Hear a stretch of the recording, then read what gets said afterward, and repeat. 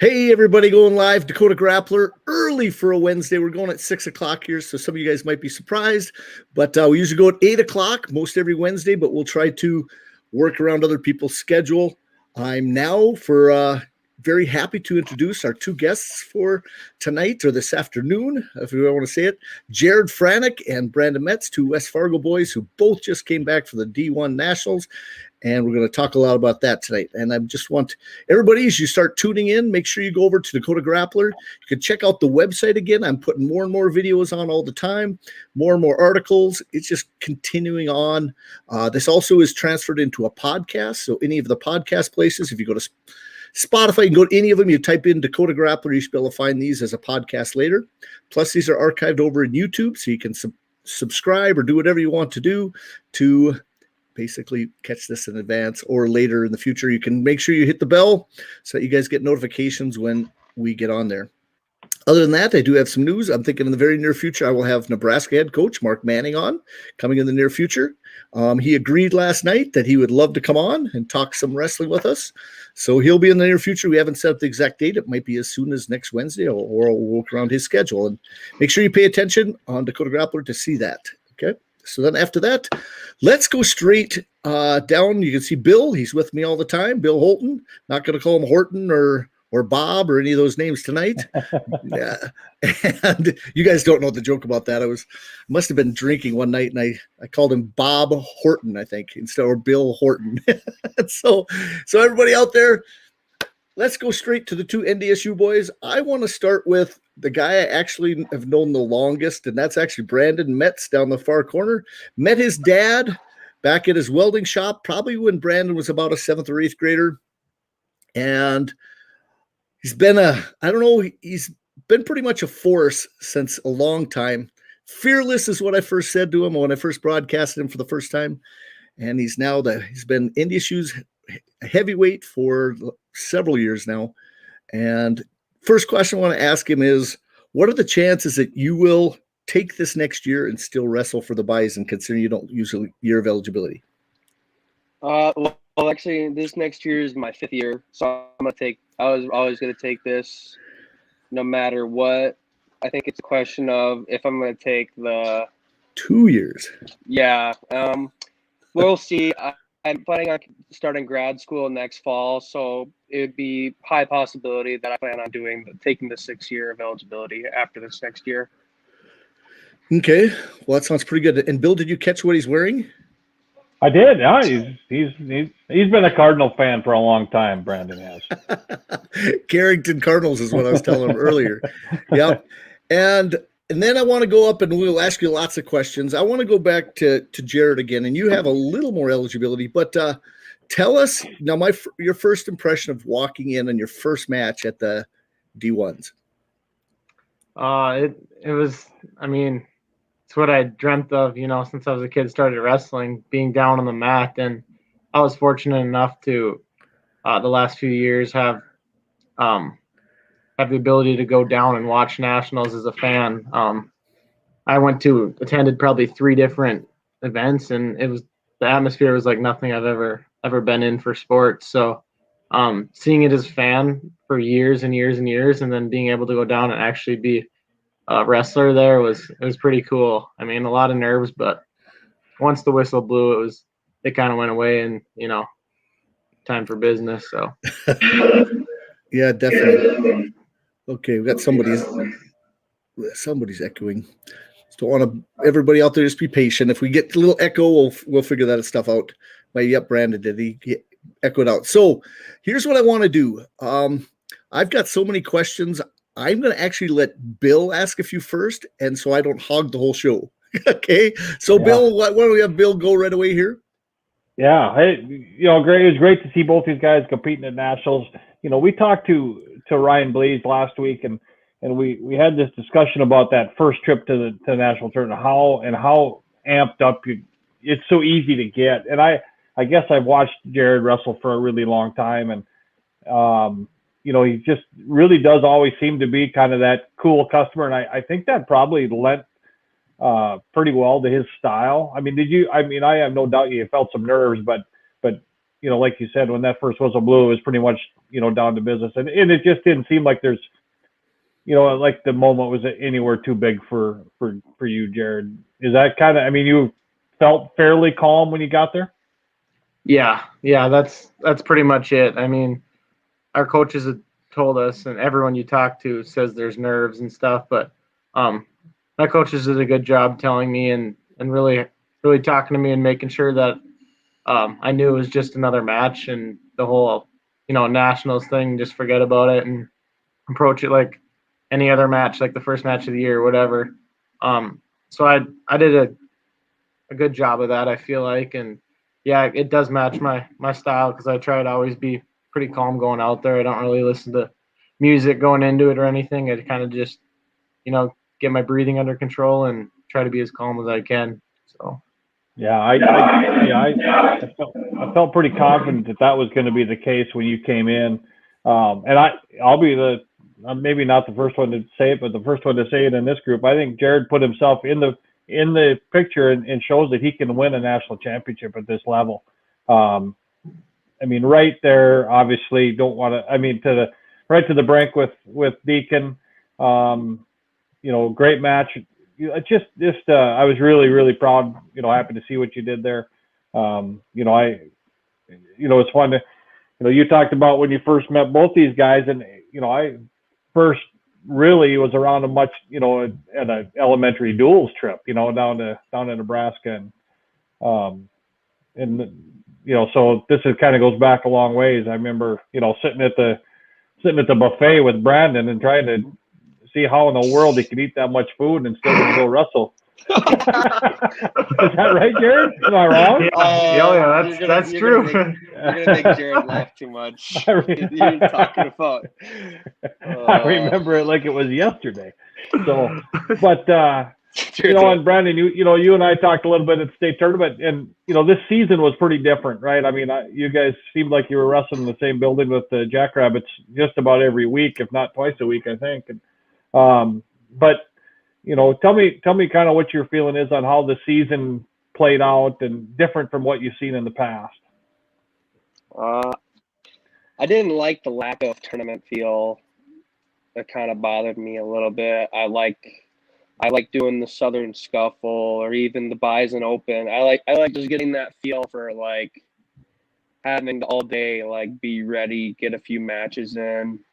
Duels are fun. I like the team aspect. And I like, like our team versus them, show who's you got. But I think it's really important to have those tournament opportunities to like feel what it's like to wrestle a match, refuel, rehydrate, rest a little bit, see your next guy, get what you need in.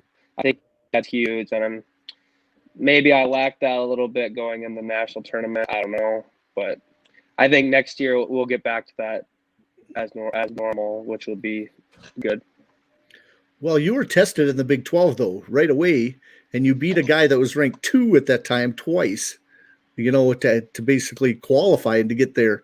You didn't have an easy route. So I thought you might have been a little more prepared for nationals, you thought. I don't know. I thought that tournament, really kind of showed that you might be more ready than a lot of the guys in the conference. Yeah, it was a difficult. The Big 12 at heavyweight's been a pretty good weight the last couple of years. I think we had 5 auto bids was our thing, and honestly, if it wouldn't have been the old setup, I bet we would have had 7 or 8 if it was just based off the strength of the weight. And as far as nationals goes, got drawn into a good opponent from Missouri, and he got feet back right away, and that's always hard to come back from. And wasn't the start I wanted to my first national tournament, but I guess we're gonna have to live and learn. But it is what it is. I'm sure you had a little familiarity, obviously, with Elam when you'd wrestled. You had your hands on him before, but it's just he's a big customer too, isn't he? Big, strong, athletic heavyweight. Yeah. Just getting back to wish would have stayed a little more basic and not giving up the feet to back. That really just sets you back so much, especially at our level. One mistake like that can kind of screw you for the remainder of a match. Yeah, definitely. Well, then how about you, Jared? You got into the finals of the Big 12 and propelled you into a decent place in the bracket. What did you think about your seed going into the nationals and where you were put? I was happy with it. I guess I didn't, because of all the different criteria and all that going on this year with less matches and stuff. I wasn't sure. I knew I was going to be somewhere between 8 and 12 seeded. So I kind of knew the area I was going to be in, but once you get to that tournament, like that number just gets you there, and then once it starts, it doesn't matter. I mean, there's a 33 seed at my weight this year that plays. Like it doesn't matter. Doesn't matter what seed you are. So yeah, I was happy with my Big 12 performance. I felt like Brandon was saying earlier, it was the first real tournament that I got throughout the year, and I personally like it better, and I feel like I compete better. Like once I get that first match out of the way, a lot of guys struggle to keep wrestling at that same level, and they're really good in one match in a duel. But personally, I feel like I'm better when as the day goes on and stuff. So I like that format a little bit better, and I felt like I was wrestling well, and my confidence was good. Came up short in the championship match, but like you said, it put me in a good spot to go into nationals. So, Yep. How about after this? Now, all these different places, if you watch, they get the RTCs and everything like that. Are you guys thinking of wrestling beyond, like going and is there any place you guys can participate in something like that around here? Can you go to Minnesota, in the offer? Have you ever been approached to do something like that? Are you talking about like post-college wrestling or? Well, you got to think of some of these guys. Well, Bill, you might be able to explain a little better to them what's happening. But are you thinking after college or in the off season? A little bit in the off season is what I was thinking. This year off season. Well, NDSU's got you guys have the ability to compete, in some, and I guess that would be a question I would have for you, right? I mean, obviously we've got Olympic trials coming on. We got a last chance qualifier. And is there anything else that you guys are looking at possibly doing here, from here on out this spring? I think we'll have to talk to coaches a little bit more, but I think there's I don't know if it was because last year the timing was thrown off, last COVID thing. I think like there's U23s and then there's juniors every year in the spring following the season. And I guess I'm not sure this year if it's on for April or May when it normally is, but that's a possibility. I lost my last year of juniors last year from COVID, so I'm too old for that one. But I guess the only one I'd possibly wrestle in is U23s. But we'll have to talk to coaches and see, because it's a pretty quick turnaround, I think, from nationals when they normally hold those. So we'll see. Okay. I think that. I got a question. Okay. What's up? Go ahead, Brandon. Oh, I was talking about. I think the USA Wrestling calendar kind of got a little messed up this last year. They jumbled a bunch of stuff around. I would say for us, I'm most excited for the fact this is kind of our first actual off season with like this coaching staff. So like 2 spring summers ago, we had just the head coach, just Coach Kish, which is great, but he was spending the majority of his time trying to find Marsden, Pack, Obi. Like he was busy trying to find those guys that whole spring and summer.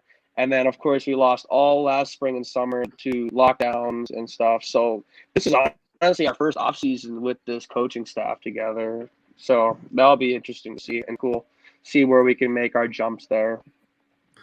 Okay. I was very interested. I went to you guys' award banquet last year after the golf tournament and seeing how, you guys had a very tight knit team.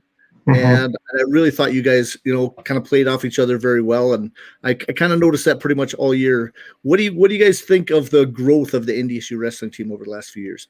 I know that he's working the staff, but I'm talking the wrestlers.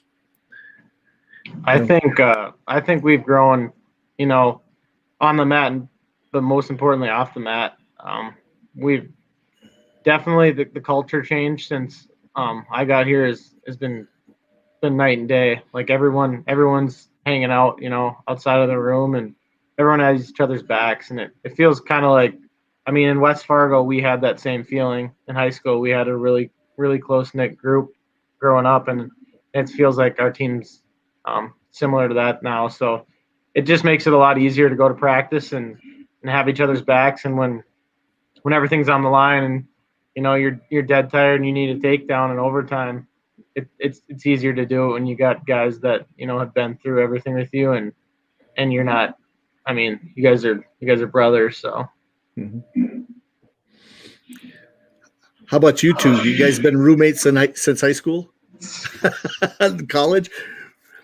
So we haven't roomed together in college, I don't think, but no. Yeah, we're always together. So no, I could see, because it's kind of interesting that now North Dakota, I went through the list, and to be able to qualify, more than we had 3 this year from North Dakota. You have Berwick, who you guys both probably know very well, and you're 2. We've only had, we've had 6 different seasons where we've had 3 or more wrestlers, and you guys made it the 6th season of 3 or more wrestlers from North Dakota. So that's pretty cool, and I tell you what, hats off. Ones? Well, we got Terry Troy Steiner. We're in there the same time as a guy from Fargo North, Brett Bourne. And then we actually had 4 a couple of years when Brett Mon went, and he was there the same time. You see the D2, if you got kind of an extra bid sometimes and so sometimes the national finalists and the champions got to go to the D1s. And so we go back a long time to actually get a lot more than that into the D1s at the same time. So it goes back into the 70s and so forth. So you guys, just for the latest group of wrestlers, your success is now the greatest probably in the last 10 years. So have you ever had cool. 5? I do have 1 year there was 5, and I wish I had my notebook here. I got that at school actually, and that was about 1973 when NDSU had the Reimnitz brothers, and they had another Bismarck High guy, and then they had actually somebody from Moorhead State, actually, that was a national qualifier, and then I'm trying to think of the other one, but I wish I had my list, because I just made this up I was looking right before the national started. So a little bit about a week and a half ago, I started putting it together, because I'd asked a question on when NDSU or North Dakota themselves, has had guys at the national. Now, UND, what's interesting is I could not find a record of UND when they were D2. They've had national champions, but if any of the North Dakota boys from UND went, I couldn't find it in their records. Like, going through if anybody's out there, feel free to send me some information. UND trying to track their wrestling records is almost impossible since they dropped the wrestling program. And that's the type of history. It's the history I love and would like. And so if there's people out there that really know that information, feel free to get that my way. Yeah. So, couple questions. Now, when it comes to your guys' school, what are you going into, Brandon? We talked about it off the air, and you, Jared, too, both of you guys. What are you guys doing for school? We're both sports management majors. I'm sorry to answer for him, but yeah, I'm sport management major as well, business administration minor, same as Brandon, and I'm basically just a semester behind him. So I'll be starting grad school. I think I'm going to get an MBA, and I'll be doing that starting spring of 2022. So okay. Yeah, I'm applying for educational leadership grad program this fall. Okay. That's the plan. Well, good. Because if you get in the administration side, maybe you could be my boss someday. Athletic director. Eventually, that'd be kind of cool. A flip. Yeah. No, I tell you what, you guys it's a great area. You love to be around sports, and we need more wrestling people in those top positions. I tell you what, it makes a huge difference in some school that you have guys that believe in the sport. We could use a wrestling guy as the athletic director at Stanford, I think, right now. Stanford, Fresno. Yeah, same thing. So, hey, I do have a question. Where were you guys at in the arena when Owen Pence got the pin over Schultz in that first round of that tournament, and what was that like? I was on deck, and I was like, I probably shouldn't have been watching because it completely took my whole focus off. I was like super excited, like a little jolt. Maybe it's a good thing, bad thing. I don't know. But it took me way off because I think he was losing like 2-0 at the time. And I look up and then he's got the guy glued. Yeah, for me, I was in the hotel. Probably my least favorite part about that whole tournament was the splitting the sessions up. I know they had to do it for COVID reasons and stuff, but the way it worked out, I was alone in session 1 by myself, and then the other 3 teammates were in their own session. So I didn't get to watch any of my teammates' matches. I had to try to follow it on my phone in the hotel and watch it on TV. So that sucked because you've been through everything with them and you don't even get to see them compete. But yeah, so I was in the hotel, didn't really know about it till our phone little group chat started blowing up from the guys back home saying how sweet that was. But yeah, it was pretty awesome. I would assume you and Luke probably are workout partners quite a bit, size-wise. I mean, obviously you're pretty close there. It'd been nice to be in the arena with him, Yeah, right? I mean, exactly. obviously warming up, all that kind of stuff that's different than you normally would do. Mm-hmm. Yeah, that definitely made it weird. I had to warm up with my coach the first 2 days, and then, well, I guess 2 sessions, and then the last session, once the numbers started going down, the blood round, I was able to warm up with Luke. But yeah, it was definitely kind of you had to be able to adapt. It wasn't your normal little schedule you get to go through every time before matches. So, Jared, how many of those guys have you wrestled before that you wrestled this weekend? I know I guess I was kind of wondering if you'd wrestled Teamer. I know you wrestled I think you wrestled Kendall Coleman last year, maybe. Mm-hmm. And yep. Obviously, I know you had your hands on Deacon before, but I mean, am I kind of that about right? Some of those guys you had seen and some you hadn't? I wrestled, everyone I wrestled there. I guess the first round match I didn't see him, but Coleman I wrestled in a duel at home last year. Lost in overtime to him there. Teamer I wrestled once in North Carolina at World Team Trials in freestyle. I beat him there, and then I lost in Vegas at the tournament earlier in the year by a point to him. And then Deacon, I wrestled him in a duel early last year. How about you, Brandon? You wrestled Elam, you'd seen him before. Then who else did you wrestle? I wrestled the Hofstra guy. I think I warmed up with him at U.S. Open in Vegas before. I remember. I'm pretty sure. That's kind of funny. But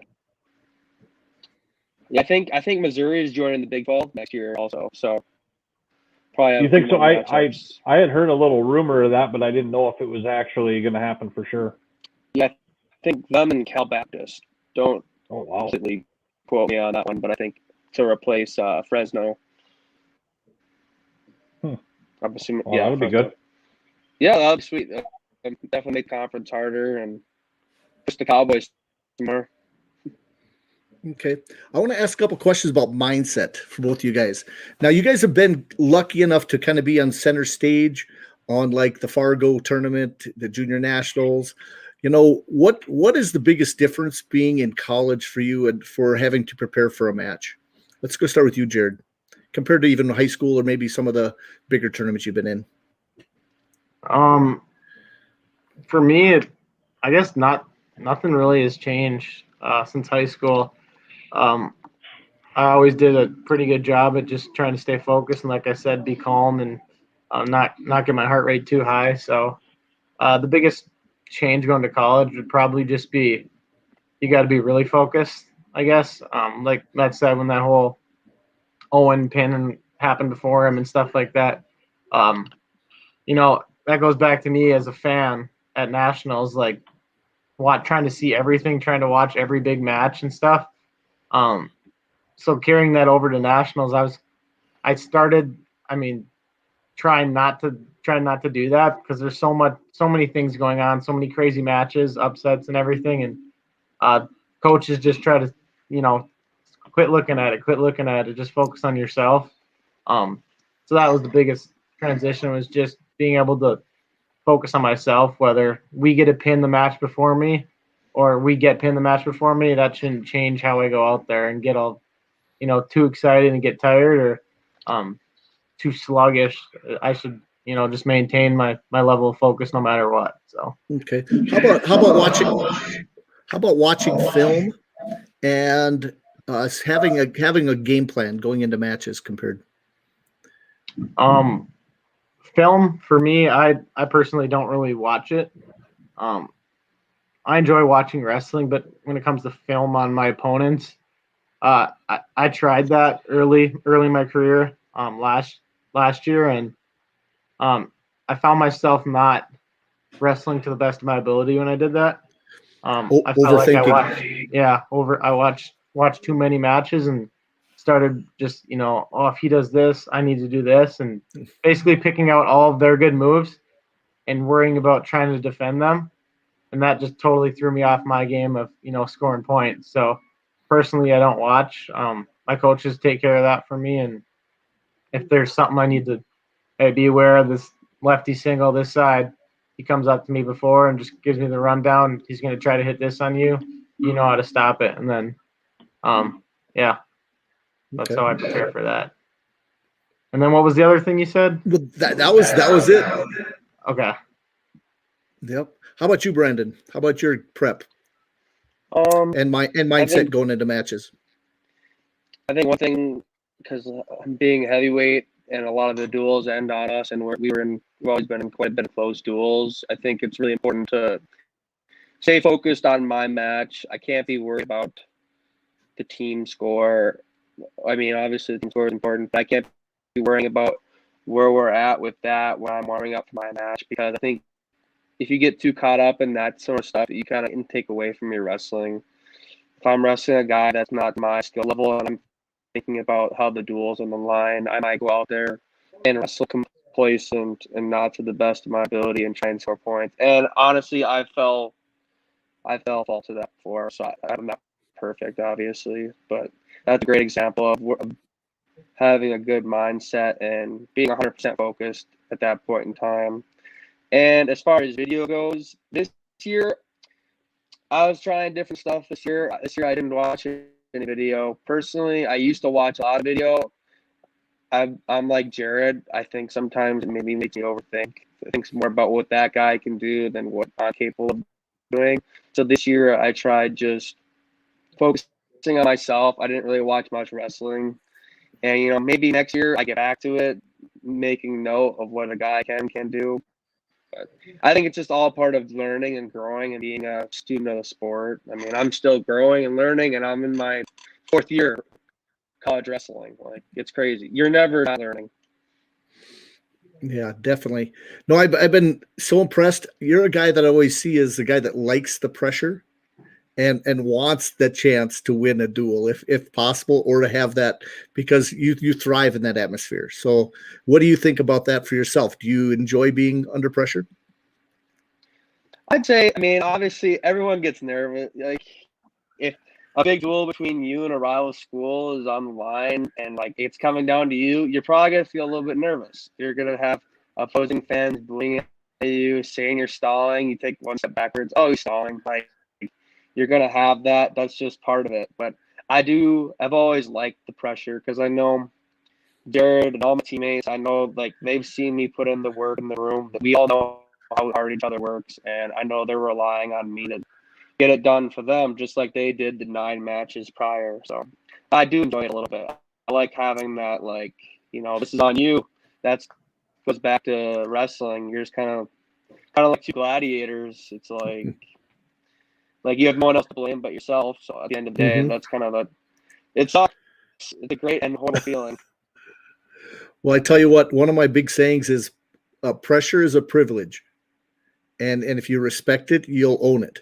And so it's perfect for you, because I think that pressure that's put on you, and it has been for a long time, you don't take it for granted. How about after a win? Now, this is a kind of taken off this.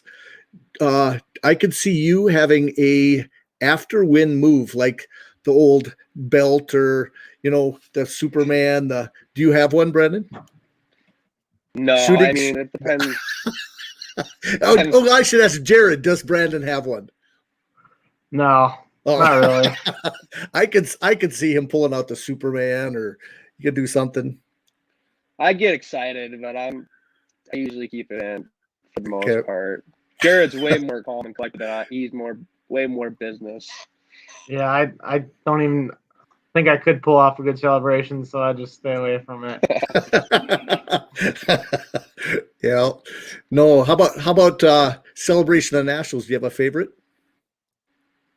Either one of you? There's a couple good ones. Oh, like this year or in the like- past? Yo, This year? no, this year. We'll go this year first because it's the newest. Let's go ahead. I like the car. Okay. That was funny. Yeah, I thought that. See, That was one if of the people first know matches the I if think people I watched growing up, like a national match. That was one of the first matches I watched, and then if people seeing that there's a lot of kind people of that know full circle. didn't know the background of that match. I laughed instantly because of the background of that match. If people don't know that, then they don't understand that takedown, pushing the guy down after doing a backflip. What did that look like on TV? Oh, it was great. I mean, right away, Good. I was telling, because we're texting the whole time between Jim Mckee, Bill, and I, doing the whole thing. And I asked him that he should do that when one of his champions, gets a champion. Could you do the coach takedown, as he's going to do a backflip? No, one of my favorite, and I've watched it, Bill posted earlier today, and that's Gable. When he does that round off backflip, it is phenomenal how high he can get. I wonder if Brandon could try that. I don't think I can do that. But Oh yeah. he gets some crazy height. I think Yeah. people don't understand. I think because he's so big and explosive is why he gets up so high. To be honest, I don't think he would do that if he was 200 pounds. Oh, yeah. Yes. I don't know. Bill, what do you think? Yeah, it's crazy how high he gets, but yeah, I think Brandon's got that in his arsenal. We'll be looking for it next year maybe after the South Dakota State duel. Oh man. He's saving it up for nationals next year. Yeah. Work on some gymnastics in the off season. Yep, I would enjoy that, definitely. So, Bill, you got a couple questions? Well, I guess I'm trying to think. There was another question I had. I know I'm drawing a blank, but so what kind of gains do you think, Jared, you made going from Big 12s to the national tournament? Obviously, you got a guy that won the national tournament, wrestled him in the Big 12 finals. You had wrestled him before. I thought you obviously made that closer. What do you think you made adjustments going from that couple week period? Yeah, I just felt like I got better and kind of got in my groove throughout the year, like I said. And Big 12s I wrestled way better against him in the finals than I did my first match, and that definitely gave me confidence just seeing how much better I got in 2 weeks. And then going into nationals, I felt like I just was getting better every match. So the biggest gains I think I made were I got better on bottom. I was able to avoid getting rode out all weekend by anyone, and just kind of putting my hands and feet together on my feet when I'm able to move and kind of get everything in one good motion and nonstop moving. Guys struggle to keep up with that. So I felt like that set a good pace, and it also opened up opportunities to attack more. So yeah, I agree completely. I thought your movement was awesome. Act, react. I don't think we've ever had an issue with confidence. You've had such a great amount of success, but you just appeared to be more confident as the weekend and the season went on. And I guess I'd ask Brandon the same question. What kind of gains throughout the year did you see you make? I think I made a lot of gains just in my mental. I think I learned a lot about myself. It was a really difficult year. mentally, I'd say it was kind of hard on me. I felt at times, I know a lot of guys were feeling the same exact way, and I think I made more gains just learning about myself. But as far as individual wrestling goes, I think my bottom improved a ton, which obviously don't want to be like, oh, I'm improving a bunch on bottom, but my feet, I think I improved a lot, just learning more about myself and my backs. That's where I'm always trying to grow. I think I just started really consistently shooting in the last couple of years, which is funny to say considering how far I am in my career, but getting better. Okay. There wasn't a lot of leg attacks in your game when you were in high school. Didn't have to Nope. be. Well, here's Jim Makovsky's got a question. Fella, you can propose one rule to make in college wrestling better. What is it? What would you guys do? Oh, Push out 100%. Push out rule for heavyweight, for sure. I just think out of bounds is I think the refs, I'm not going to hate on them because I think they're trying their best, but with the judgment calls on the edge, like, I hate how they call it sometimes, and it's not their fault. They're reading by the book. I do the same probably. I think that's our biggest flaw right now is just seems like most of the bad calls come from obviously they're subjective or whatever. It's too much power in the ref's hands, and I feel like a step out could definitely help solve that problem. As well as, I mean, I watched a lot of matches at nationals, and you see a guy get double underhook, pushed out, and it's stalling right away, and then 30 seconds later, the same thing happens, and then they just Nothing. say continuation, nothing, and I don't know, it doesn't make sense, and it's ruining kids' chances. At the end of the day, you got to keep wrestling, but if it comes down to it, I mean, one call from a ref like that on something that is in their hands, they can go either way. It does affect wrestlers at this level because everyone's so even, and one call, 1 point is everything. So I think the wrestler will be kept in the inside of the mat then too. Mm-hmm. Nope. Yeah, because there's no way to. Oh my bad, you can go. Nope. I just keep going. I've just got one more that I would add. I was gonna say there's no way for a ref to be able to be like, he's taken this many steps forward, he's taken this many steps back. They can't really weigh that in their head, and that's what the issue when people are just like maybe taking a half shot and then out of bounds, or like even when people get grounded. Like I think the 125-pound final, the only reason Courtney wasn't getting hit for stallings, he was kind of sucking elbows and hitting the knee, and they were just grounding them when clearly he was getting pushed back. But that's not his fault. He was just following the rules of the game. Mm-hmm. He did circle a lot. You see how he was trying to run from him, get him to go laterally, because I think he knew his knee wasn't good. Because early on, you watched him circle and circle and circle and almost run the whole outside of the match and seeing if he'd follow him. It was definitely crazy there. He might have made him fall over. Kept going. They pushed him up. Yeah. But I would have one. One of the rules that I don't understand, I think they still need to clarify some of the leg pass when there's control and not control. That's something that they could really work on. I saw a couple times when I saw guys behind them, but then they do almost the splits. This happened to Kemmerer. This happened to Ironman. When they're behind them, but yet their leg is caught underneath and they're rolling.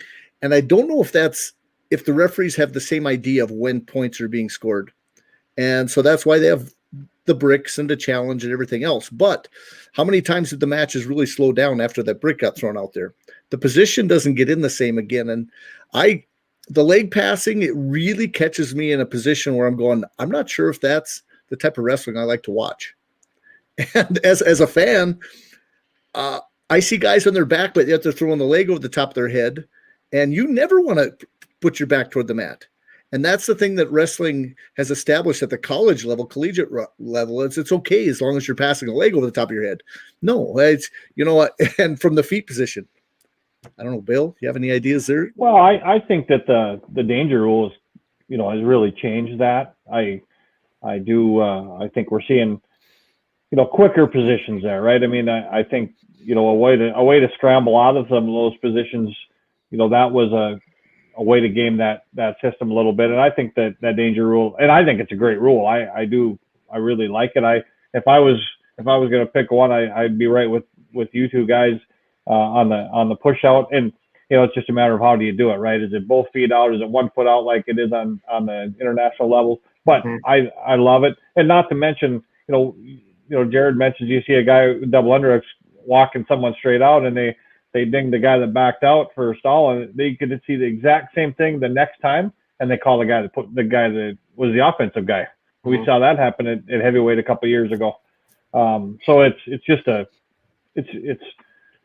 I like the idea of that rule, making them make a call there, but in practice it's been a kind of a nightmare, So how about the counting of not for position? For an example, you are not improving your position and they count that out loud.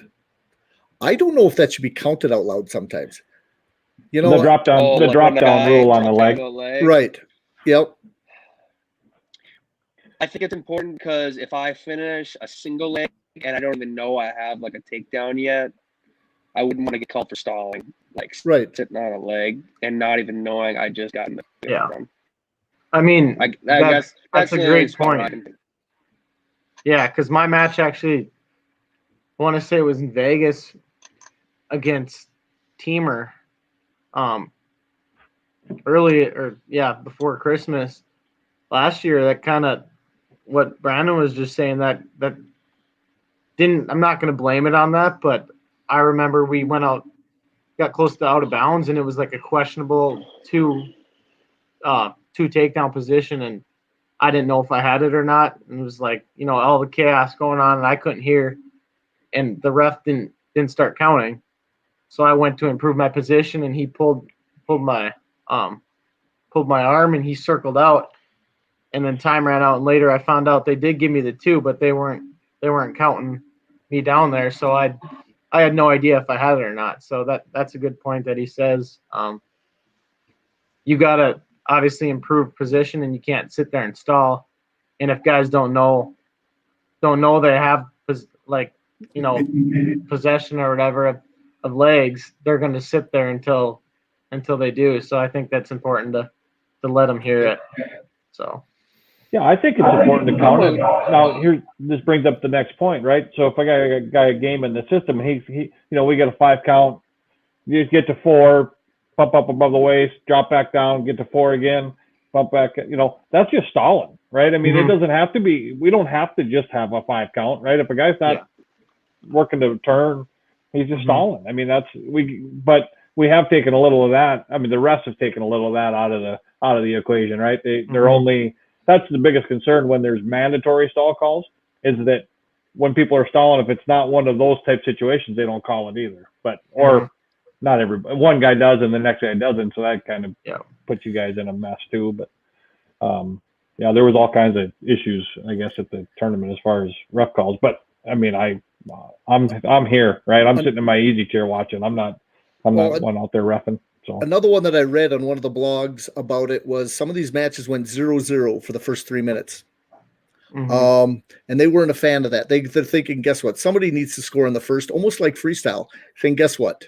If nobody's scoring, maybe somebody should have scored in that first. That's a long 3 minutes with no points being put on the board. I don't know. So that's something I read. And then another one he asked us, how about writing time? Do you like it or dislike it? Both you guys. How many times did you get writing time, Brandon? I suck at top still. So we're good. I think I'll let Jared go and I'll talk again. Oh, yeah. I like the writing time point personally.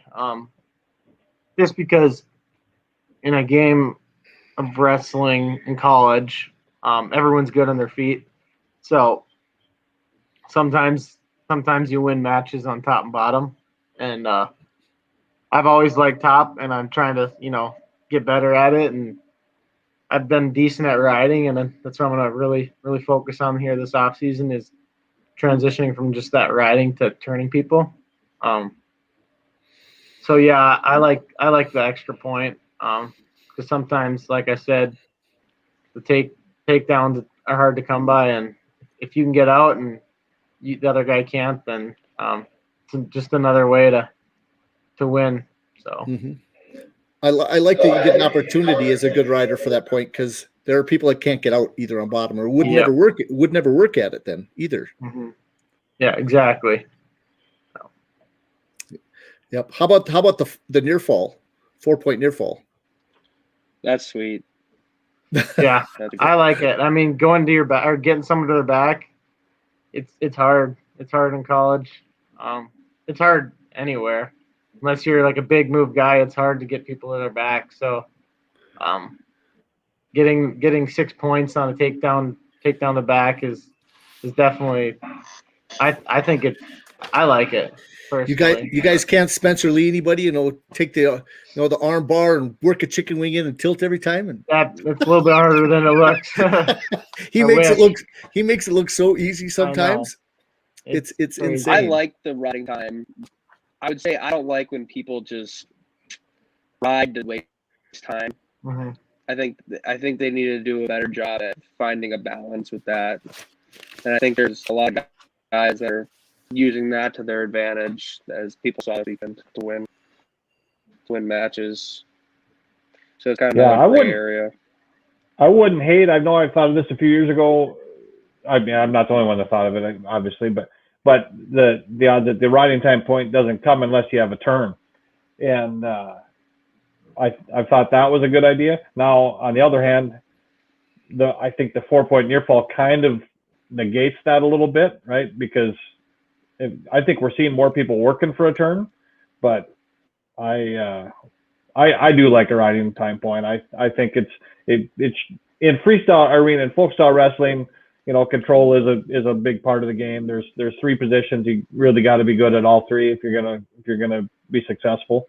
Again, that shows that you're pretty good in the top position, and maybe you don't get them turned, but I think it does show that you're pretty tough there. Or the other guy's not very good there, and that happens sometimes too in the bottom position, but not very often. So. Okay.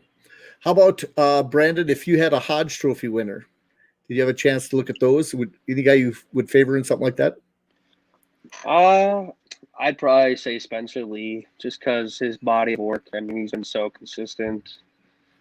Not that you should weigh in last year, but really he's had 2 full years of just complete dominance, and I think that should be taken into account. And he dominated everyone this year and was really workmanlike. I think the Hodge Trophy is dominance. What other criteria? Is there anything about? I don't know. What are the criteria? Do you know exactly? I don't think there's about being a standout guy. But right. Well, dominance is really I guess I shouldn't say. Maybe they're not weighted into.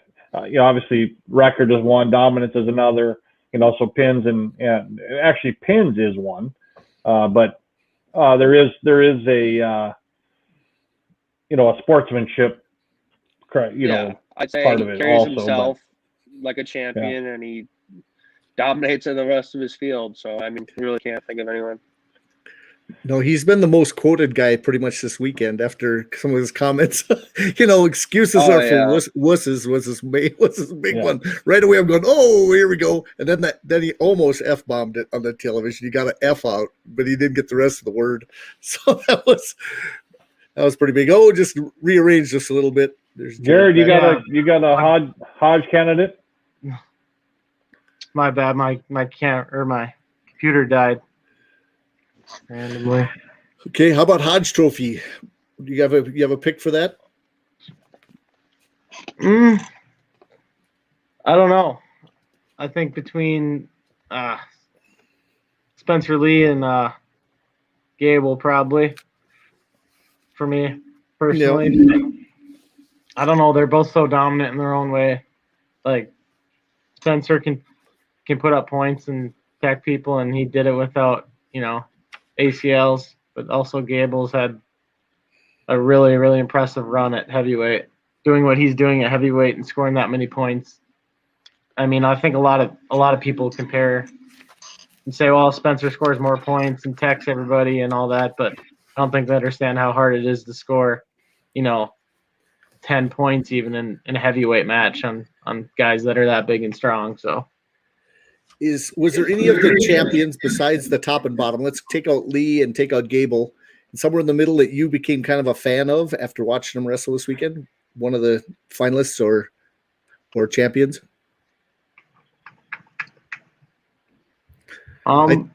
Personally, I've always Roman Bravo Young's super fun to watch for me. I've always liked watching him wrestle, as well as Nick Lee. Both those guys I like watching. But one guy that kind of stood up to me, who I've known as good and I've watched him a lot, was Shane Griffith. I like how he's not super flashy, or he's just so technically good. Like position, every position, he seems like he's been there before, and he finds a way to score, a way to get out of it. So he'd probably be my number one guy that I just like watching. Sure. How about you, Brandon? I'd say I like the fact that Austin O'Connor winning a national title for an unconventional wrestling school, like not a top dog, not like a household name, is really awesome and really good for the sport. I think when someone wins from there, I think he's an Illinois guy winning a national title for North Carolina. That's really cool to me, and I think it opens more doors for schools like that. Like you can win a national title at a Wyoming, a North Dakota State, a South Dakota State, a North Carolina. Like I think those would be that same tier as far as wrestling programs go. Mm-hmm. You know what I mean? Like everyone always thinks you got to go to Penn State, Oklahoma State, Iowa to win a national title, but it can be done at the other places. It just takes guys like Austin O'Connor to prove it, I'd say. Okay. How about maxing out on squat? Can you get 600, Brandon? I don't know if I can quite hit that. The reason I ask we don't really max out back squat weight room like old AJ. Yeah. Well, I was thinking of Ferrari. He was saying that he was thinking about going up to heavyweight, and you'd probably have to wrestle him. Oh yeah. He's a character. Well, he's not afraid to talk by any means. No. He was pretty loud when he was winning. And if any of the interviews, I could see that he should be trained how to interview right, because he was pretty much all about himself, not the team or none of the other stuff. It's like if you guys ever watched Major League or any one of those other ones where they teach the kid what to say, God willing, I can help my teammates do whatever, it's part of his bravado. Yeah.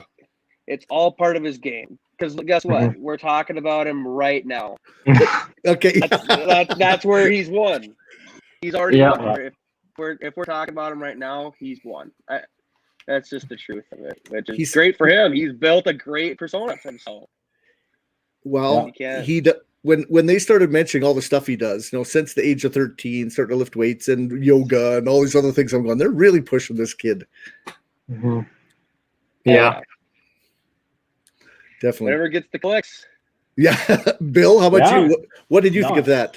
You know what? I will say I probably wasn't the biggest AJ Ferrari fan, but when I watched him in the finals of the Big 12, he pushed hard to try to get a major to win that team title for Oklahoma State. So I guess he won me over a little bit there.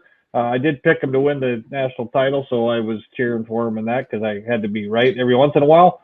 And he is, like it or not, he's on ESPN on Saturday night, second to one of the last matches, and people are going to be watching him, and he's going to come out of college with 100,000 Twitter followers, and that's cash, man. So. Mm-hmm. I don't think it's bad for the sport. I think he's going to be fun. I think some people are going to hate him, some people are going to love him, and it doesn't make any difference which side you're on. Just like Brandon said, we're talking about him, and we're not the only ones. There was people talking about him all over the country on Saturday night and Sunday morning. So, If you want to ask me if he goes to heavyweight and I'm in for a Gable Stevenson and AJ Ferrari match, I'm in. I'll drive to Minneapolis. I think it's big fun. So, well, I have my brackets here. I was kicking butt until the finals. And then I got my butt kicked by these guys because they redrew theirs. I kept with my same guys. A little bit. You didn't change any of your finalists. You just. Well, I couldn't. Well, yeah, okay. I didn't pick Ethan Smith to win in the finals after he wasn't in the finals. Right, yeah, like I did. I didn't do that. Yeah, very true. Oh, no, it was. Oh, it was fun. No, how about you guys? Did you make picks a little bit in your own bracket? Do you guys fill those out? Do anything? Did you look at brackets? Not when I was competing. No. No, I bet not. No, it is weird. It's a different game. Because like I said, growing up watching the actual tournament, it was like, that's what you do. You try to see every match and you're in it and doing all that stuff. But when you're on the other side of it, it's kind of all business. You don't worry about anything like that. Sure. Yeah, this was probably the first year I had no idea what was even going on in the basketball tournament. I'm usually like, as a general sports fan, I'm pretty into that stuff. I had no idea what was. Someone asked me, "Oh, you see this?" I'm like, "I don't know what you're talking about." Because we were in a little bubble for about 4 or 5 days. Mm-hmm. How about COVID for you guys? You guys went in quarantine quite a bit in pods, or how did you guys handle that? Yeah, about a year or yeah. Yeah, we were quarantined a couple times earlier in our training cycle in the fall, and I think what they did is like roommates, and basically you were supposed to wrestle with like only 1 or 2 different people, and if someone got it in your little pod, you sat out and they all sat out. But honestly, as the season went on and once we started in January, our team did a lot of things right, and we didn't really have to deal with any of that stuff after. I think only 1 or 2 people got it from like January on. So, yeah, we dealt with it more on the front end. A lot of people were sat out or had COVID in the fall. But okay, how about total tests? Do you have a number of total tests that you had to take? It's too insane. many. It's an insane number. Yeah, we were testing 3 times a week. How many times a week? 3. Okay. If you never got tested positive, you were testing 3 times a week since like November or something, or some crazy number. It was ridiculous. Uh-huh. We're still testing, of course. It's not just done, but we'll start back up here soon once we're back in my facility. Uh-huh. Okay, how about future goals? What are you guys doing to try to step up even one more level? You guys have now reached the tournament, and I know you'll have goals to get there again, but to try to get up on that stand. Yeah, my goal next year is to be a national champ. Like we were talking about earlier, I came up short. I didn't get an All-American finish this year, but I was 10 seconds away from possibly putting myself in that situation. So. Yeah, that's the goal, and I kind of proved it to myself. Most importantly, after that tournament, that people look at the finish and don't see no All-American or whatever, but no, it's the big picture. Yeah, it mattered more to me that I knew that how close I was than a trophy proving it. So, that's my end goal. Obviously, you got to make the tournament first and got to have a good conference tournament and all that leading up to it. But the ultimate goal at the end is the national champ. So, Brandon? Oh, I'm sorry.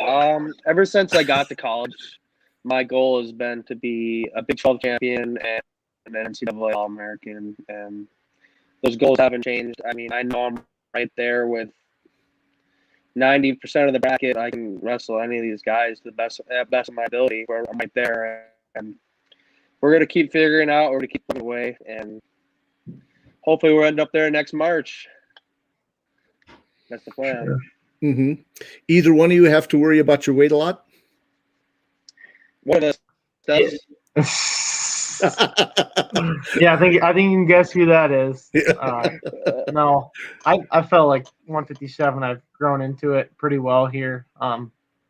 Definitely put on a lot of muscle earlier on, and I have to maintain my diet pretty well and all that. But it's not a terrible amount that affects my wrestling. So I think it's just right. It just takes discipline, which everything in wrestling does. So. Does Brandon eat sandwiches around you? He used to on the bus in high school all the time. He used to eat his chicken and a biscuit chips next to me. Good show. I used to be a pretty bad heavyweight teammate.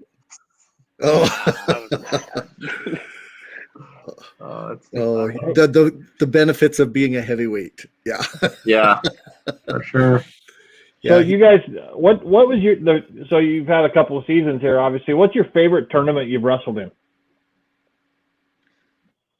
I like the Southern Scuffle is really, really You fun. should. That was a really great tournament. That was fun to watch.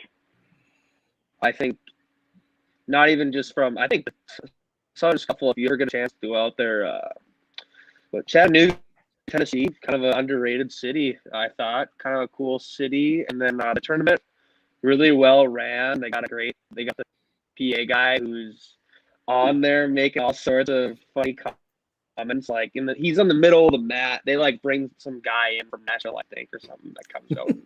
So that's it. They run a really good tournament. I think that's why it's I like that one. Are you talking just college? Yeah, I was just thinking of college, but. Oh yeah, definitely that. So that's a fun one. Obviously the Nationals, that's dependable. Mm-hmm. Would like to see a full arena. Yeah, that would be nice.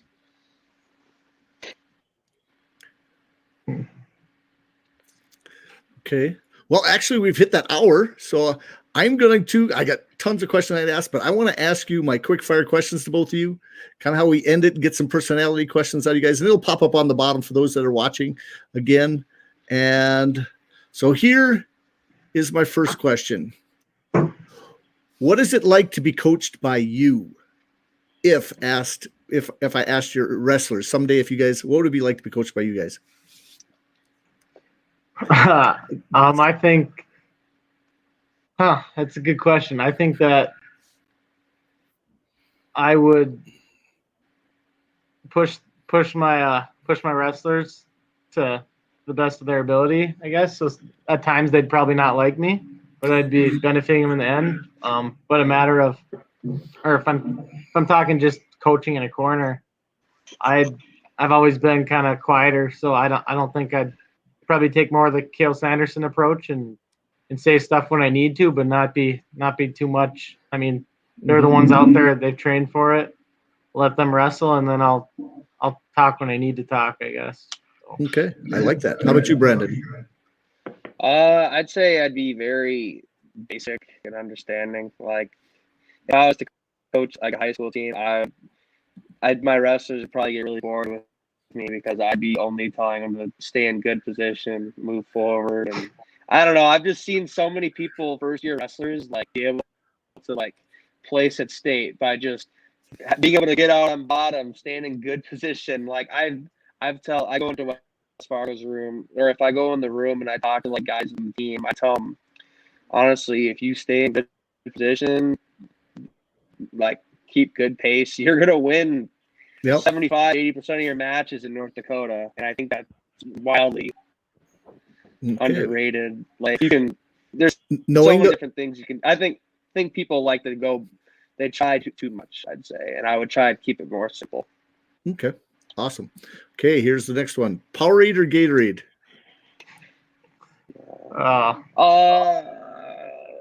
Powerade. I don't know. I'll do Powerade. I think I'm Gatorade. And what colors? I really like purple. I like them all though. And like red, purple and red, like them all. Red Powerade or the white one. Okay, the ice, whatever it's called. Honestly, they're all good. Popsicles or dilly bars? Dilly bars for sure. Anything with chocolate and ice cream. I'm an ice cream guy. Me too. Me too. Okay. Me too. Don't laugh. Yep. Mama's boy or rebel? Ooh. I'd say for me, when I was really young, I was kind of mama's boy. But I wouldn't say I'm the rebel really. It's kind of in between. I have a younger brother and older brother, so I'm kind of in between both those. I'm the half and half. Okay. How about you, Brandon? I really don't know if I'm a mama's boy or a rebel, to be completely honest. Me and my mom have a good relationship, but I'm not. I don't really let anyone like tell me what to do. I'm not gonna let them. Okay. Good answers. I'll say, yeah, I like that. Yeah. What's Okay. it? Fast paced or consistently slow? In what? Just wrestling or in life, it doesn't matter. Oh man.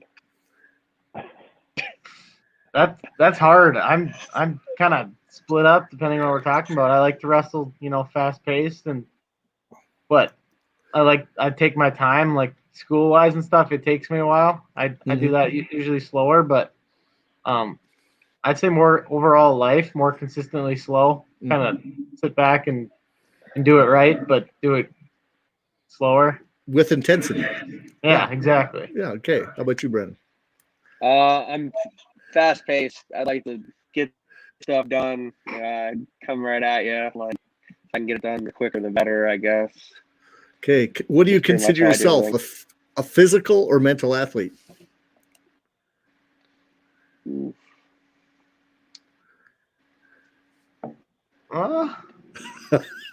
I think mental athlete for me. That's where I've seen most of my improvements. Everyone's physically gifted at this point. Mental's where I've separated myself, so I'd consider myself a mental athlete. Very good. Brandon? Dang, that was two different names. Just say ditto. I was gonna say physical, but now I don't know if I can say physical. It might make me look bad. Jared's laughing at you. You just said physical. I'll let you go first next time, Brandon. Okay, how about this mental. one? Okay, gotcha. Ooh, favorite holiday? Oh, I went first. I'd say 4th of July. Okay. I've always associated really good memories with the 4th of July. I like fireworks, I like eating hot dogs as much as I want or whatever, junk food, chips. Who cares? It's 4th of July. Okay. I think I'm have to hop on that bandwagon too. 4th of July for me, just because summertime usually at the lake and fireworks and get to eat. My other two favorites, Thanksgiving and Christmas. Busy during season, don't get to eat. So probably 4th of July. Until after wrestling's done, it's going to stay 4th of July. Yeah. Okay. I'd say Christmas is awesome too. Okay. Dan Gable or Cale Sanderson? I really don't have an association with either of them, but I'd say Dan Gable just because he kind of shaped our sport in a lot of different ways. For me, I would kind of plot twist. I'd say Danny Hodge. Okay. I got to meet him when I was a young kid, and I still think that was like the coolest thing ever. I don't know why. I'm crushing an apple in front of my face as a 75-year-old man who was like, "Oh, it's a bad dude." Okay. That's funny. I think I have to go with Gable. Just growing up, the way I was coached, and the way my dad kind of brought me into wrestling and kind of pushed me when I was young. I'd say Gable approach, just because he was kind of the work harder than everybody guy, and Cale was more of the technical whatever, and I didn't have those gifts right away for me. So how I grew up was more Dan Gable, kind of following him. Well, I tell you what, you guys give great answers. It's every time we do an interview, people have different reasons. And it's been the young guys are usually the Cale guys, I always thought, but it hasn't been. It's amazing. That's pretty cool, you guys. Okay. Favorite number? Only a couple left. My favorite number is 10. Okay, what's 48? You're not a running. You were not a fullback or running back in the football team. Jared was actually number 48. So I was. Oh, But that's always just been a favorite number. Yeah, mine's been 10 because I was born. I don't know. I was born at like 10/10 on May 10th. That's kind of where it started. And then just growing up, I played soccer when I was young.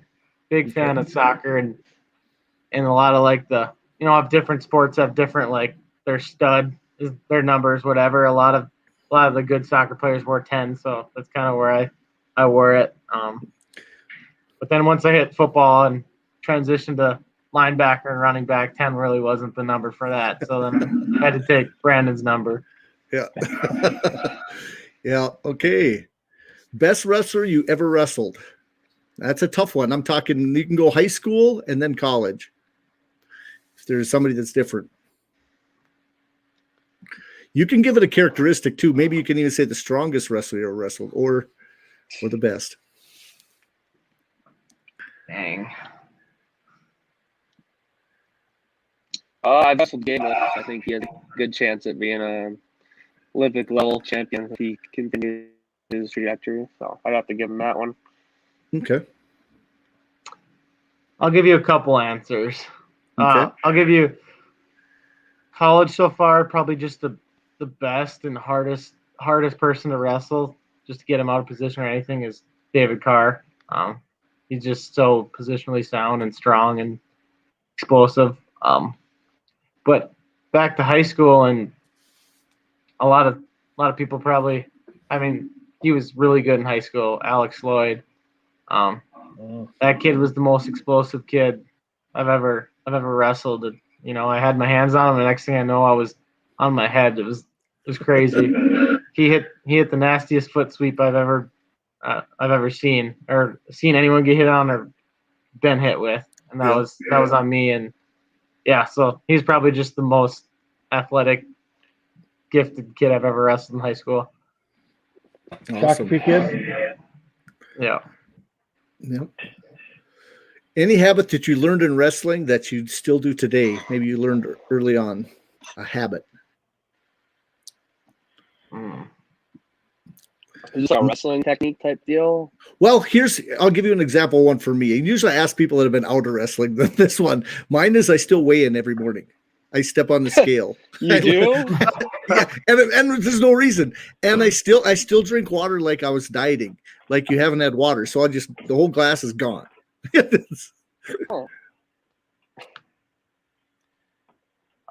Yeah, mine would probably be always dehydrated. I don't know. I struggle to drink a lot of water and fill my stomach up on just water. I always have. And then I always tell myself when you're going crazy the day before weigh-ins and you're super, super thirsty, that I'm going to have so much and drink so much and never feel this way again. And then I get out of season and I can go like all day and just have like one bottle of water. And I don't know. That's probably my thing. I don't drink water that much. I like flavored drinks and I don't drink that many of them. So. Yep. Anything for you, Brandon? I don't think I have. I think a lot of your guys' habits come from weight management. Sounds like, which I haven't had a whole lot of. How about this? Do you have a meal that you like to have before you wrestle a match? Is there anything in particular? I was gonna say food wise, I think I fall under where I like if I'm like hungry and I'll just accidentally eat a bunch at once. But maybe that's from wrestling. Maybe it's wrestling. Eating a lot when you're hungry. But. Okay. Well, Bill, you got any last questions for these guys, and then they can go study. I think Bill's froze here too. Oh, maybe a little bit. He's moving. Yeah, I tell you what, guys, you guys have had a great career so far at NDSU, and I wish you guys the best when it comes to, I am praying that you guys can have a chance at the stands, make it there again. Hopefully have big crowds at the next national tournament. Hopefully Bill, he muted himself because I think he's blanking out a little bit. But I tell you what, I've been impressed with you guys all the way through high school. You guys have always had a good work ethic. You've had great coaching all the way through. I think you've had superb, kind of surrounding your family, your wrestling family, and you guys are part of probably each other's wrestling family there, and great support. I don't know. Some people don't realize how much support it takes really to get to the next level, because you've traveled, you've done many different tournaments, you've been on dual teams, and it's a commitment, to do what you do. And there's a lot of people out there that follow.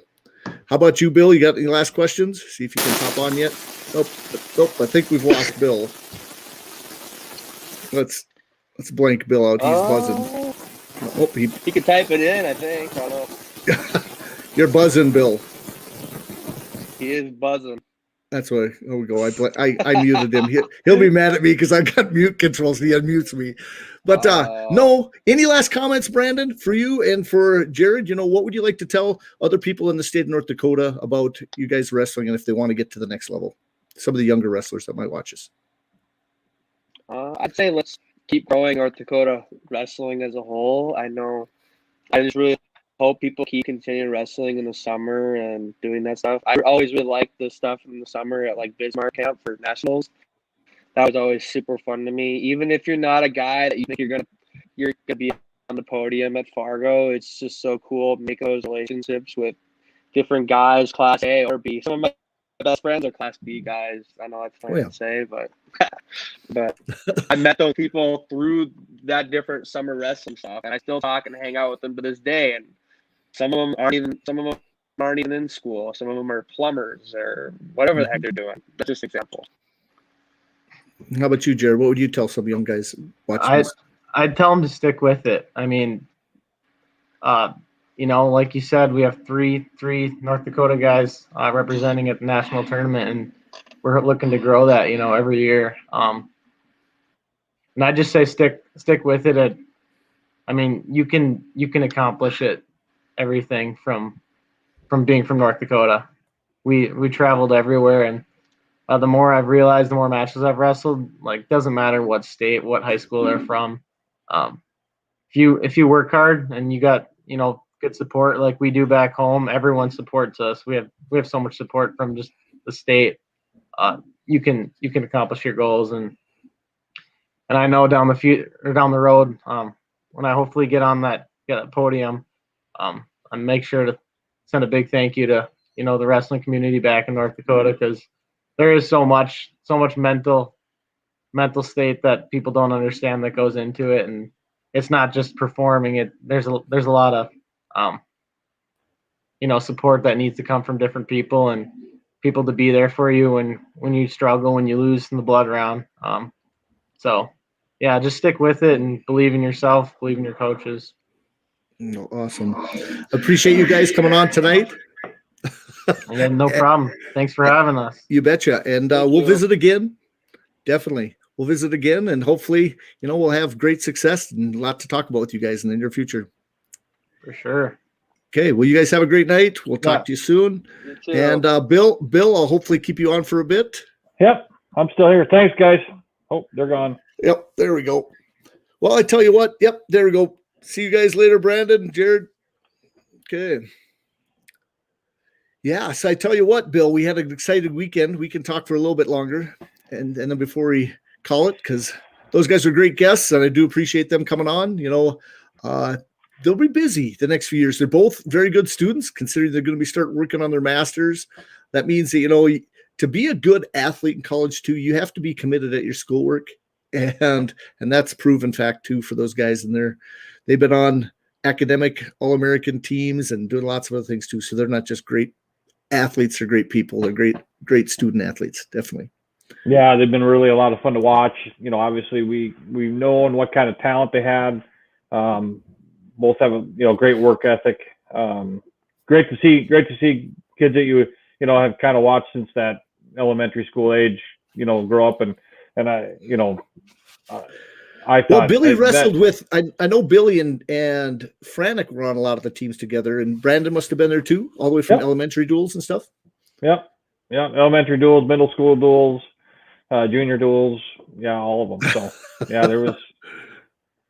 Yeah, there's a lot of that stuff. There's a lot of fun. Your boy must be close to them too a little bit. And you bet. Yeah. Actually, Billy stayed at Metz's house couple summers during junior nationals. So, yeah, we had, there's some relationship there. And, the Franeks have been, great supporters. Actually, Jared's dad, Sean, was at the last Northern State duel. And, went down and watched a, home duel just a couple weeks ago, or a month ago or whatever now. So, I mean, if these guys, if Billy or the boys have been wrestling in, Moorhead, they've dueled, obviously Concordia, and dueled MSUM, wrestled at the Concordia Open, at the Concordia tournament. Those guys are always there. They were there for the Super Regionals when they were in town. So, yeah, they're great supporters. And great supporters of the sport in the state. So lifelong friendships you make. Okay, let's talk a little bit about the NCAAs. What were your final impressions when it was all said and done? In fact, I had what we call that wrestling hangover, where come Monday, I was going, man, I enjoyed it so much that I can't believe it was done. And I'm glad we have some spring wrestling coming up. This weekend should be phenomenal with The Last Chance. And I've got that up, and I tell you what, the names, there's like 30-man brackets. There's like some brackets that'll be crazy. I mean, it's not even, I don't even know how the heck they're going to get through it, because it's huge. Yeah. Oh, I thought the weekend was awesome. I thought it was great wrestling. I thought it was a great tournament, that there was some really, really good storylines. I mean, we had a 33 seed that All-American. We had a 25 seed that came back and we took third. We had an 8 seed that was a national champ. We had champs from from the West Coast to the East Coast. I thought it was a great tournament. I thought, we obviously had some 1 versus 2 matchups. I thought Penn State looked great in the finals. I don't know if you noticed, they got 4 champs. It was pretty good. Iowa won their first team title in 97 years or whatever. It's been a while. Iowa looked good. I mean, we had All-Americans. Some really good storylines. I just thought there was great wrestling. I thought obviously there was controversy, but there always will be. If we could ever run a 330-man tournament with no controversy, I'd be, the end of the world, I think. So overall, I thought it was a great tournament. I thought there was a lot of fun. No, I agree with you. I watched a lot of it and was lucky that I had this weekend pretty much off. So I got to watch, I mean, I would say more than I should have, maybe in some sense, but I had the computer on constantly along with the TV and getting to see a lot of the matches. And I was very happy that ESPN, at least showed the matches. I kind of like that you could go to the ESPN app and have all of the different mats going if you wanted to catch a different one. I think that was pretty good. So at least you had an opportunity to catch a lot of the wrestling this year, which is more than the past. And we both talked about, being there is the best. And we got to stay positive when we made a D1 tournament. It went through. So that was a big positive aspect for this year. Yeah, no positive tests, the whole weekend. So that was great. But that was about the only thing I guessed right. out of my guesses. I think you're right. But yeah, I don't know where you start, right? I mean, if you just went through the national tournament, we don't need to rehash the tournament, but it was really good. I thought, some huge takeaways, right? We got 2 guys that are freshmen that have a chance to be 5-time national champs. Spencer got his 3rd, got a chance to go for 4. Did it on no ACLs. I don't know if anybody was able to catch it, but on Floor Radio Live today, they had Joe Hines. He was a wrestler for Concordia. Actually, him and Billy wrestled a couple times. Billy's probably freshman year, maybe his sophomore year, because his freshman year he ended up going to 49. But he was on and talked about ACLs. Essentially, he's in his 3rd year of physical therapy school, and it was really interesting the way he described. He kind of talked about guys that he would call them ACL copers, right? Guys that have torn the ACLs and don't get them fixed and just go on. And the ability to do that a lot of times is due to the amount of strength that they have in their, in their legs and Right, in their quads and their hamstrings. Oh, okay. But one thing he pointed out that was really cool to have a guy come on and talk about that had a wrestling background, is he talked about how Courtney in that match, he snapped Spencer Lee down right to his face one time. Yeah. Oh, I remember that. And he said that happened because he just didn't have the strength in his quads at that point, and he just, normally you would step forward or you'd be able to have some stability. It wasn't, he said at that point, he was like, oh man, there's something wrong there. I mean, he's hurt.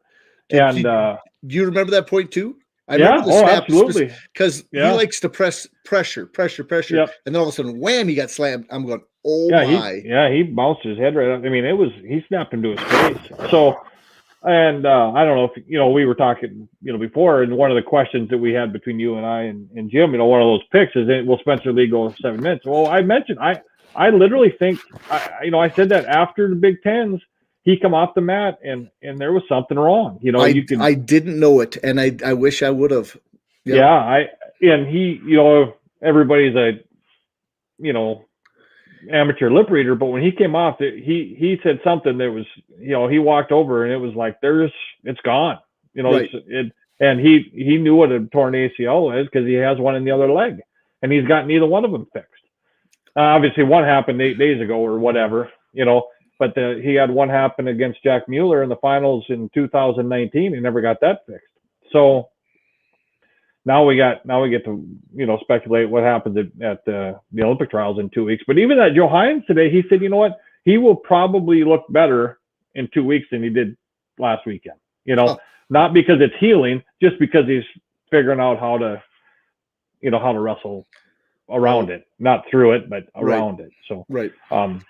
I almost brought up and said, hey, he's wearing the classic tights that the Iowa used to wear, but they were almost like the tight things to keep his knees in place. Right. Now, one thing, he's wrestled a lot with that great big brace on his old bad knee. Right. And he did not wrestle with that this weekend, but he had just kind of like a sleeve, and I said the same thing I said, man, look at, he's got two full length sleeves on. And so it was, but you cannot wrestle with that big brace in freestyle. That's not legal. I don't know why. I mean, I don't, but I know I've heard that. And so we won't see that in a couple weeks. Did you fall into the controversy that the little bit with, being outcoached, Iowa being outcoached?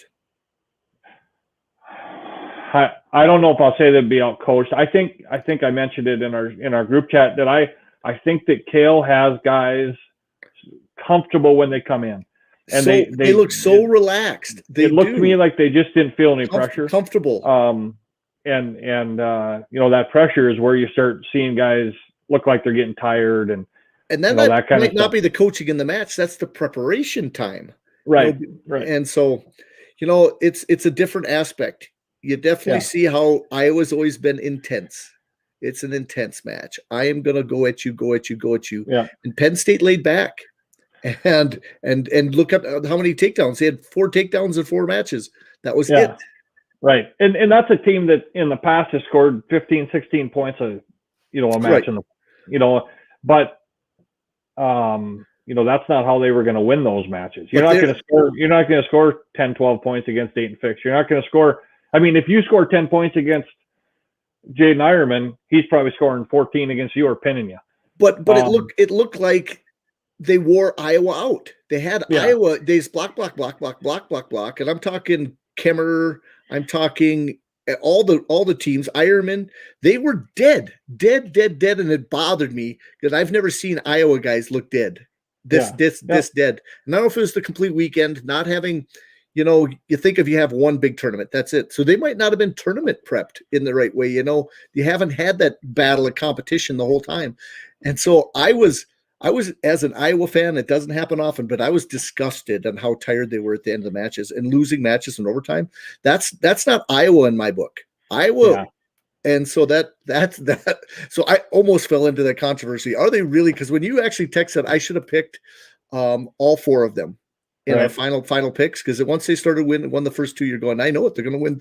They're going to win all 4. Yeah. I'm going. I was rooting for Srirachi to win. Don't get me. I mean, I kind of wanted that, but I really thought Kemper was going to win the match. But once, especially, and I knew, I really felt Aaron Brooks was going to win. I mean, I kind of knew his kind of. I mean, I'm not. Right. I don't have a crystal ball. Brooks, yeah. But I thought Brooks was winning. But once RBOI won, and I actually was. I guess I did pick Nick Lee. I did pick Nick Lee, but Lee, once they got those two, I was like, oh man, look at them. These guys are gonna roll. This looks like trouble. And I'll be honest with you, I think this makes next year a team race. Oh, yeah. I didn't think it was gonna be a team race for a couple of years. But I think next year it's a team race. Why do so many people not like Fix? It seemed like for some reason, I was reading all the blog stuff and the posts, and I don't know. I don't know why so many people. It was like the RBY train going on, and I was going. I like Fix. He works. Oh, I hard. do too. I do too. I think he's very possibly the favorite at the 57 kilogram weight class at the team trials. But I actually would like, and I said, he looks huge, but it just doesn't seem like he has any problem making 57. He is very short, and that's always one of those things that's a little bit. When you watch these guys on TV, you don't realize that they're 4'2". I mean, so you don't. I mean, or like I remember I was at the Olympic trials a couple of years ago, or 5 years ago now, I guess it was. And you walk by a guy like Coleman Scott at the time, and I actually talked to him, But I mean, they're tiny. They're just they're small guys. I mean, 125 pounds is not. It's not very big, right? I haven't weighed 125 pounds since I was in. And I'm not a big guy, and I haven't weighed 125 pounds since I was in, I don't know, 8th grade. Yeah. No, I never was there at freshman. But 8th grade I was. So well, and another thing, I pay attention to lots of things, but uniforms, Oklahoma State's orange, what they do, they get the singlet, they're all just ripped. It's insane. Yeah. You look at the Penn State with the belly, I call it the belt, yeah. the belly belt. You don't see the same structure. It's like maybe Oklahoma wants to show off and boom, and they're there, and that's kind of their presence. And then Penn State wants to sit back and not do that. They still have the arms and the shoulders, but just the total. I mean, it was like, I cannot believe how strong Oklahoma State, like they've got a weightlifting program that's phenomenal.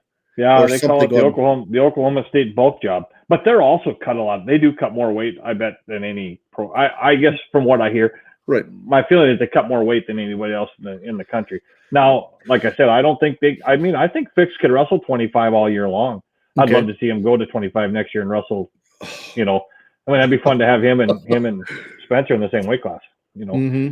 But that weight class gets more interesting next year. You got, with the Ivies coming back, you got. I'm going to draw a blank on the Princeton kid and the Cornell kid both coming back. Pat Glory and at Princeton, and then the oh man, anyway, Cornell guy. But and they'll be in the mix in Fort Worth here in a couple of weeks too. So well, how about Missouri moving into the Big 12? I think that's huge. It is huge. I think here's what's happened over the last. And if you went and you looked at how far below their seeds Missouri wrestled this year. And it happens every year because they wrestle a max schedule and they dominate, right? And then they all come in and they're all undefeated, or they all, they're 27-2 or whatever, and they end up and they all get overseeded. I mean, it happens every year. It's happened for 5-6 years in a row. So you put them in the Big 12 where at least they're wrestling against. It's another step up at least. They're wrestling Oklahoma State, and they're wrestling Oklahoma, and they're wrestling Iowa State. And that could kind of even things out a little bit there, where they kind of get seated in the right spot. But they have got a bunch of hammers coming up. That Noah Certain at 125 is going to be really good. At 65, Nebraska, the Wisconsin kid. He, I had him picked to make the finals, and actually I probably had to pick to win it. I think I had him picked to win it.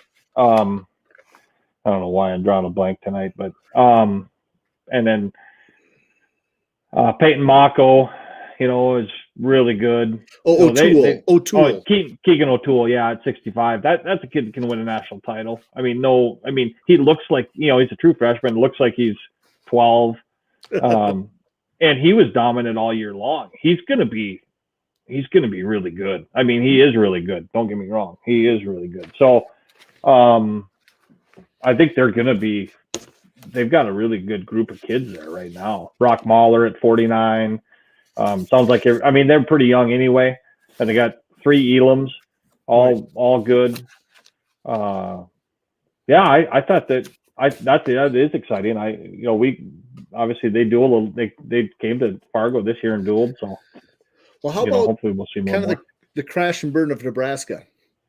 They did not have a great tournament. No, and bad. Would they take 7th in the Big Ten? I don't know, 5th in the Big Tens and 25th in the Nationals. I mean, that's not good. It was not a normal Nebraska. And I tell you what, Mark Manning, it should be a great interview. I'm excited about that. I'm not asking them why they look so bad. Why did you guys suck at the national tournament? No, you don't want to ask that question. No, but they did struggle, and obviously, hey, Owen Pence at NDSU had something to say with it, right? They had a number 2 seed, a deserving number 2 seed. They got pinned in the first round and made it to the round of 16. Ridge Lovett was he was a fairly high seed. Ends up going out in the round of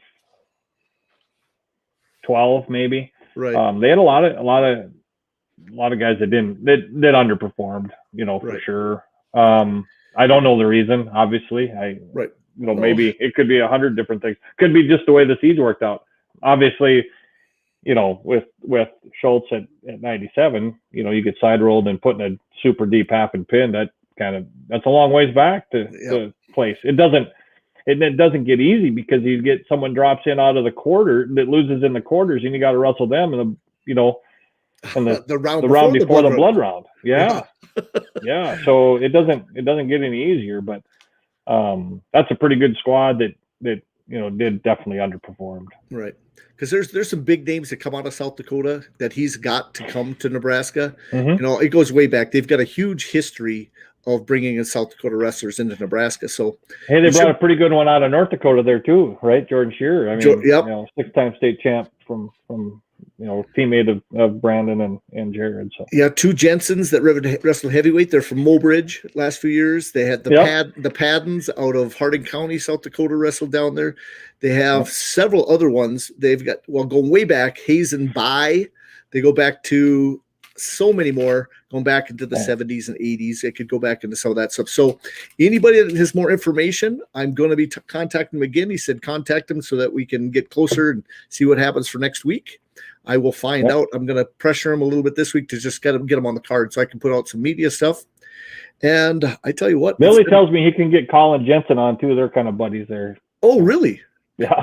Colin's down there? Yeah, he's in Aberdeen. Yep. Okay. Yep. Yeah, probably running some gravel Kokesh, for his dad. Obviously Kokesh, right? I mean, that's the other big one that he got out of South Dakota. So yeah.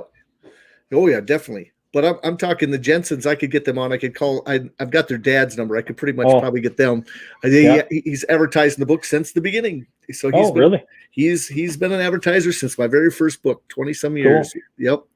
And Jensen Rock and Sand, give him a little bit online. He's in Aberdeen. He's in all over South Dakota, mostly out of Mobridge. But Kyle, he's a good buddy. In fact, he's the guy who got me my first wrestling coaching job down in Mobridge, South Dakota. And then I got the Shear brothers. That's another one that I'm going to contact from South Dakota. So if you guys know Bill and Jim Shear, Olympians and Iowa national champions.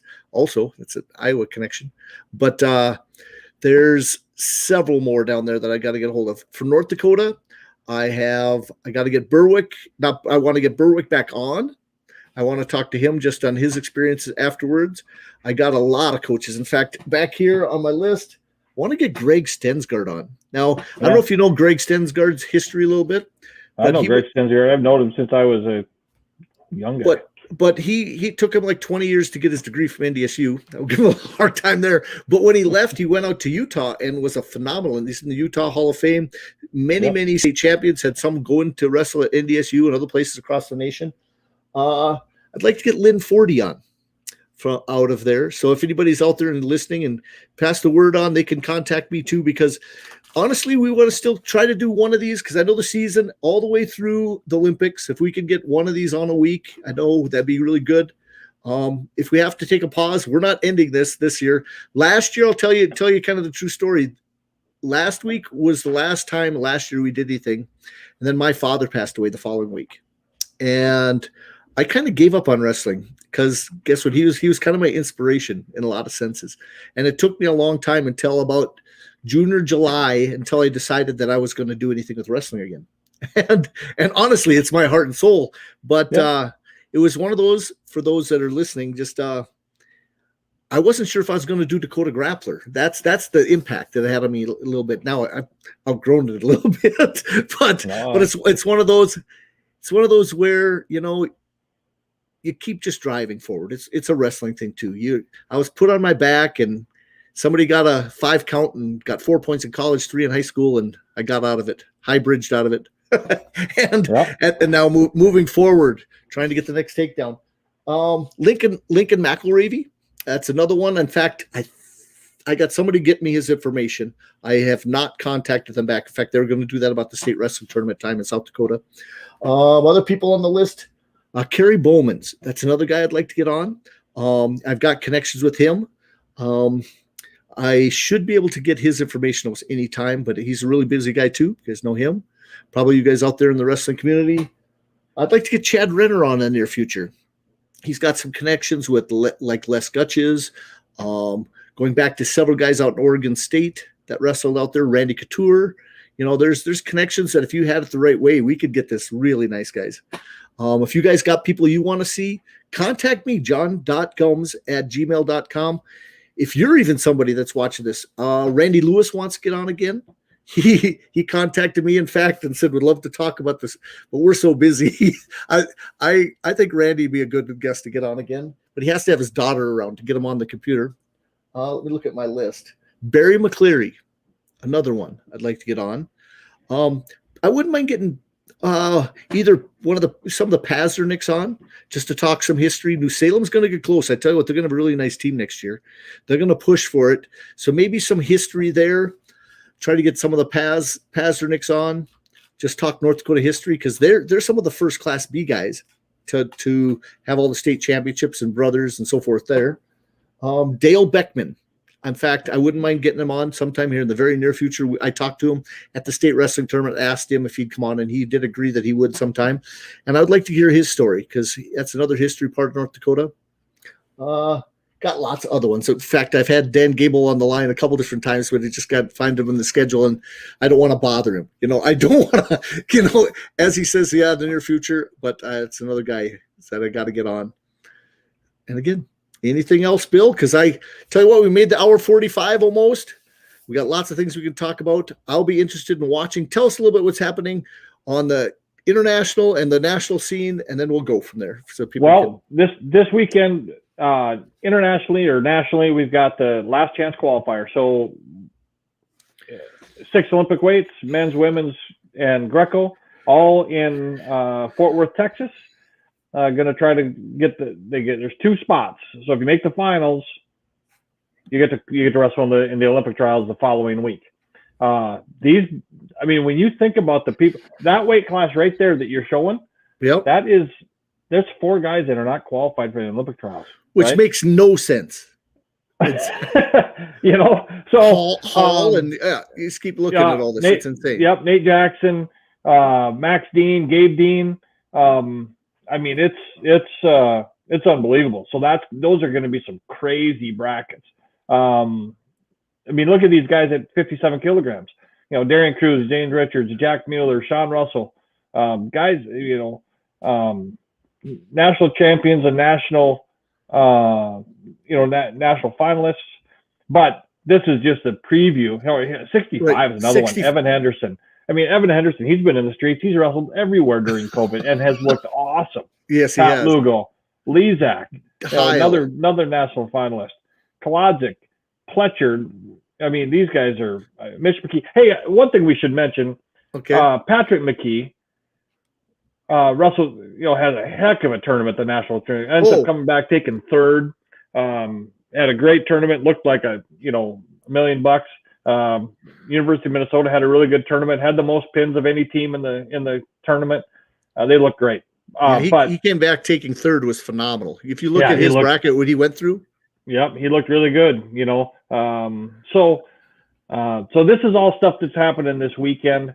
There's another bracket, right? Vincent Joseph, Chance Marsdale, they're world and national champions. Pantelio, Deacon.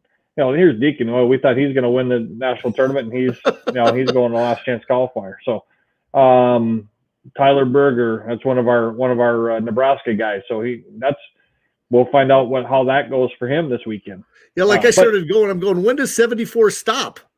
Look at I don't know. There's about 36 guys there in that bracket, I think, and they're going to wrestle it in probably one day. Who knows? So yeah, it'll be a great tournament. The top two guys get to go on to, and this is the same deal. I'd say guys, same thing in Greco, same thing in women. They get to go on and wrestle the following week at the Olympic team trials. We will we'll try to be fairly extensive on the Olympic trials the following week. Yep. Here in North Dakota this weekend, we got North Dakota State Folk Style Tournament Friday, Saturday in Bismarck. Youth duels on Friday night, as well as the juniors and the sub bantams, and then a full day Saturday. So I actually won't get to watch much wrestling this weekend. I will, obviously be following it, and I'll probably watch, a lot of it later. But I got kind of a real busy day work on Friday. And then Saturday I will be in Bismarck all day for the North Dakota State Folk Style. So that's what's coming up, here. I'm glad you brought that up because I almost forgot. I'll be there Friday to catch things out. And if you guys want to run into me, I know that they'll have different protocol, a little bit for COVID, but I should be. In fact, I've got to do a little more work there, but I don't know if they'll have me running a table or what I'll be doing, but I could probably volunteer some time. I'll be there Saturday, but I won't be there Friday. I could probably get there Friday night, but I got a really busy day at work on Friday. And but I will be there Saturday. Another thing we want to do is if you guys can think of some way to push folk style, out of folk style, and get more wrestlers into freestyle and Greco, we're looking for ideas. We'll have an opening video at the state folk style, and also trying to get it out to New Salem because they also hold a tournament out there. Kind of the Class B state kind of type thing that they try to do also. So it's going to be huge. I mean, it'll be packed. There'll be a lot of wrestlers. They also changed the date for the state folks freestyle and Greco in Jamestown just to May 1st. The weigh-ins are the night before. So that's another just little thing on the news. So that Friday night, they'll have the coaches meeting and the state meeting for the officers. And then they'll have then wrestling all on just Saturday. Really? But the weigh-ins are scheduled for Friday. And so it should be kind of interesting there. They're going to get it all done on Saturday, the way it sounds. Interesting. And that's I wonder, why is that? Why not wrestle the Greco Friday night like they always have? I don't know. It's a good question. One of the people had said, well, that's what they did in the past. And I said, no, they haven't. 2 years ago, we didn't do that. We wrestled Friday night. But yeah, Greco's, I mean, forever. Greco's been Friday night and freestyle's been Saturday. So I don't know why you would. And so Jamestown's running it. So I'm guessing maybe, but we'll look at that. So we'll also get that information out if you want to see. It is over on wrestlingmessageboard.com. If you guys need to get your sheets, there are some flyers out there for that. So you can see both folk style for this weekend or freestyle come that weekend. And that is in Jamestown again. First weekend there, last day of April and May. We're actually going into May, which we haven't done in a long time. Other than that, I tell you what, we'll just keep you guys up to date.